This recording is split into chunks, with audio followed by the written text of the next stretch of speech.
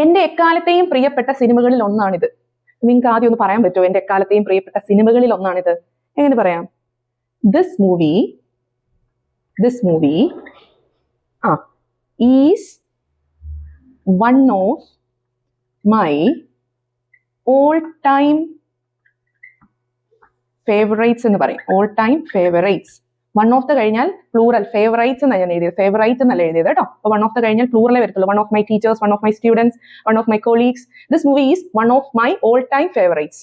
അവനെ കണ്ടപ്പോൾ തന്നെ ഞാൻ പൊട്ടിച്ചിരിക്കാൻ തുടങ്ങി. അതെങ്ങനെ പറയും? As soon as I saw him. അവനെ കണ്ടപ്പോൾ തന്നെ, as soon as I saw him I burst into laughter. Burst into laughter എന്ന് പറഞ്ഞാൽ പൊട്ടിച്ചിരിക്കാൻ തുടങ്ങി. As soon as I saw him I burst into laughter. ഞാൻ അവനെ മുമ്പ് എവിടെയോ കണ്ടതായി ഓർക്കുന്നു. നിങ്ങൾ ആദ്യം ഒന്ന് പറഞ്ഞേ. I remember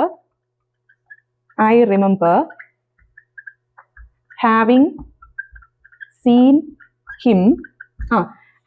scene him somewhere before. ശരിയായിരുന്നു. I remember having seen him somewhere before. എനിക്ക് ഈ വാക്കിന്റെ അർത്ഥം മനസ്സിലാകുന്നില്ല. എങ്ങനെ പറയും? Comment below.